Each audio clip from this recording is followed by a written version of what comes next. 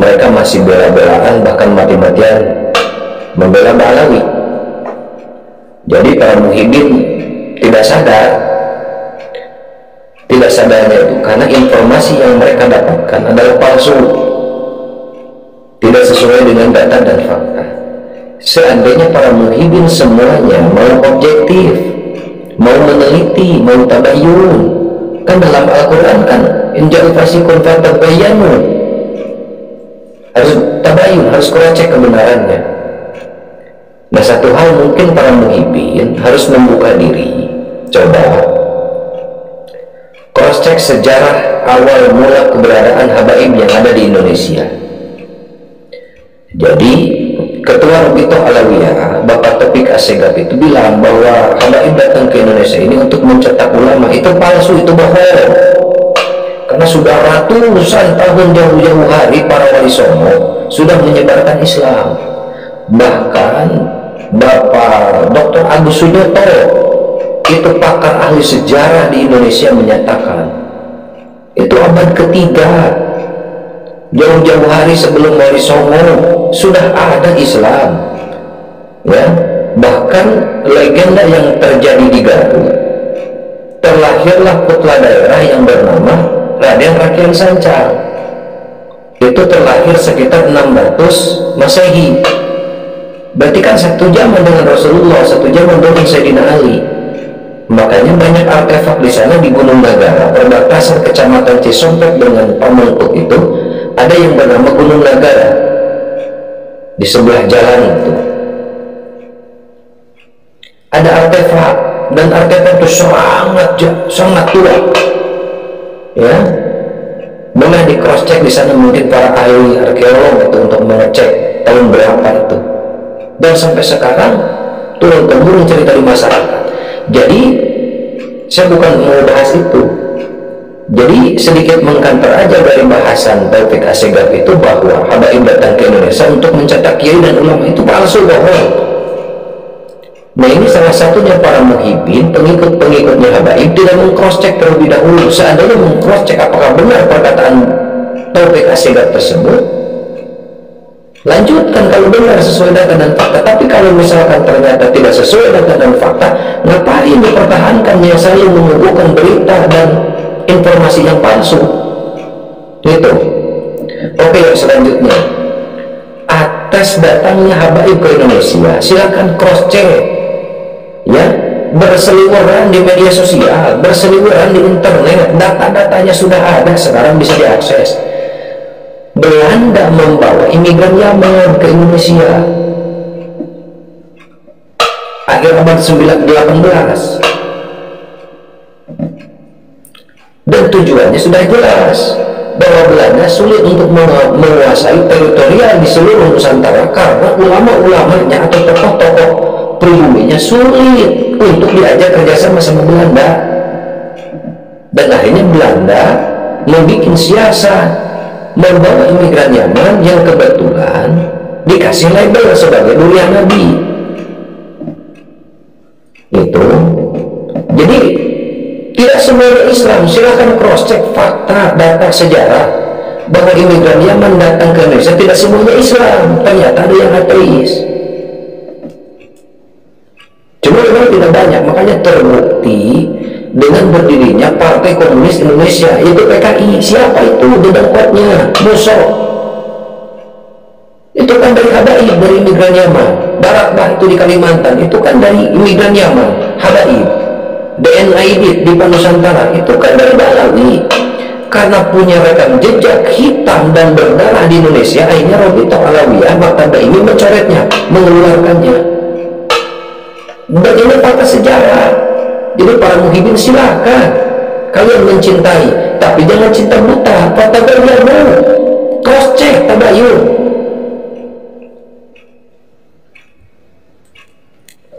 Itu yang selanjutnya.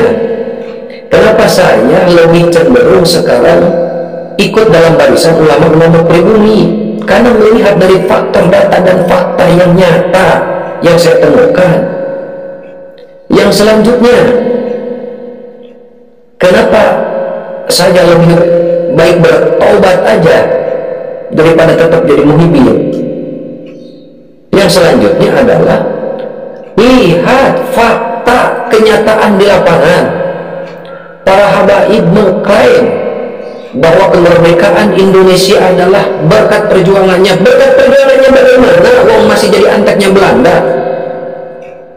Dari habaib disebar oleh Belanda di seluruh kota, di seluruh Nusantara, dijadikan sebagai kapiten-kapiten, jadi mata-mata untuk memata-matai pribumi, untuk memata-matai para ulama yang bergerak melawan.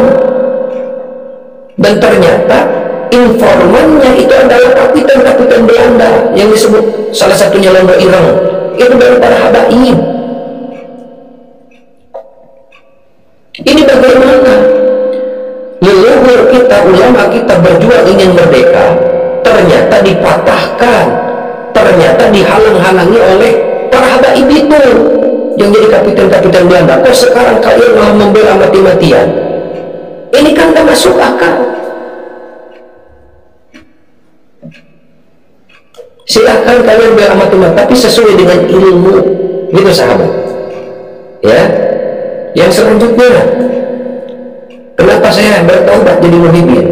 Fotonya masih ada tuh, apalagi di luar dan depan itu masih banyak. Sampai sekarang saya belum dicopot-copot untuk menunjukkan bahwa saya benar-benar muhibin. Tapi sekarang saya lebih memilih untuk berjuang bersama Negara Kesatuan Republik Indonesia dan para ulama, Laskar Sabilillah dan Perjuangan Wali Songo Indonesia. Yang selanjutnya, bagaimana bendera merah putih mereka klaim, bagaimana burung Garuda lambang negara Indonesia mereka klaim, Indonesia mereka klaim, Jawa mereka klaim, pintunya Tarim, milik walinya Tarim. Ini kan pembodohan umat yang disuguhkan kepada umat-umat pengikut-pengikut, bukan ilmu tapi doktrin, dan tidak sesuai dengan fakta dan data. Ayo, yang selanjutnya, yang paling parah, Nahdlatul Ulama sejarahnya dipalsukan dan diklaim oleh mereka persis seperti Israel, Yahudi mengklaim Palestina itu miliknya dengan bermodalkan kurang lebih 300 sampai 350 kuburan palsu. Atas dasar 300 kuburan palsu tersebut, mereka mengklaim bahwa leluhurnya adalah dari Palestina. Nah, Indonesia pun mau sama seperti itu kan. Maka dengan kaget di seluruh pelosok negeri Indonesia banyak ditemukan kuburan-kuburan palsu. Salah satunya adalah strategi licik mereka untuk menjajah satu negara. Tidak perlu dengan biaya yang mahal, invasi dengan senjata, tak perlu seru, dirubah saja sejarahnya. Makanya betul kata Soekarno, martabat satu bangsa itu kalau menghargai jasa para pahlawannya. Untuk menghancurkan satu bangsa dan negara, rubah sejarahnya, lupakan terhadap leluhurnya. Ini kan sudah terbukti. Mereka membesar-besarkan leluhurnya yang ada di luar Indonesia, yang ada di Yaman, di Tarim, sehingga pribumi lupa dan tidak sadar bahwa leluhurnya jauh lebih hebat.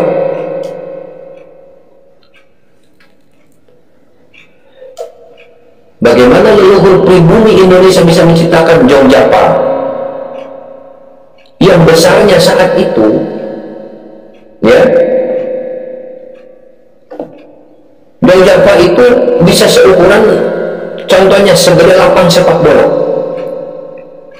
Negara dimanapun belum ada yang mampu, mungkin hanya 1/3 saja mampunya, sehingga leluhur Nusantara bisa sampai keliling dunia, sampai ada di Madagaskar, sampai ada di Hawaii, sampai ada.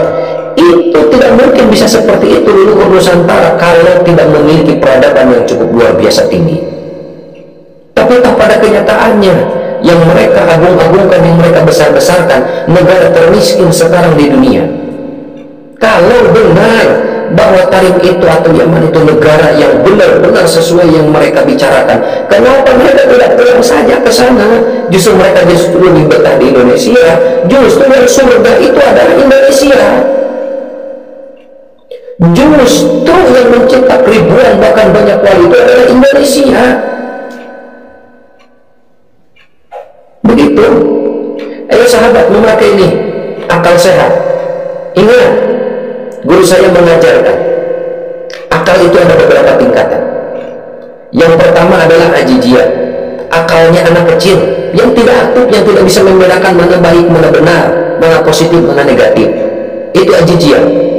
Dan pribumi diciptakan supaya tetap di posisi itu, supaya tidak aktif akalnya. Karena di saat pribumi cerdas, mereka tidak mungkin bisa menguasai Indonesia. Supaya bisa menguasai Indonesia, pribumi supaya tetap di posisi akal ajijiyah, tidak boleh berpikir, tidak boleh cerdas, makanya harus dijajah intelektualnya. Ini Muhyiddin harus sadar. Akal tingkatan yang kedua adalah hisabiyah. Nah ini kalau memakai tingkatan akal yang kedua, para Muhyiddin saya yakin akan 50-50, yang tadinya bela mati-matian mulai akan ragu. Karena toh pada kenyataannya di lapangan tuh, iya kenapa kok menyuguhkan ilmu yang palsu, sejarah yang palsu, kok mengklaim ini, mengklaim ini, semuanya penuh dengan kedustaan. Ini akal hisabiyah, bisa menghisab, bisa menilai mana baik, mana buruk. Apalagi kalau sudah masuk ke tingkatan atoiyah, juhadiyah, dan akmaliyah, sihir akan mulai menilai nur dan ruh apa yang mereka bicarakan, nol besar, hitam, jauh lebih bercahaya. Ulama-ulama pribumi nurnya, ruhnya, nur ilmunya. Begitu sahabat, ini curahan dari hati saya sendiri. Kenapa saya menemukan fakta di lapangan ternyata seperti itu. Jika dianggap bahwa video ini bermanfaat, sebarkan, ya, sebarkan ke semua grup, sebarkan ke semua sahabat, ya, semoga ini bermanfaat.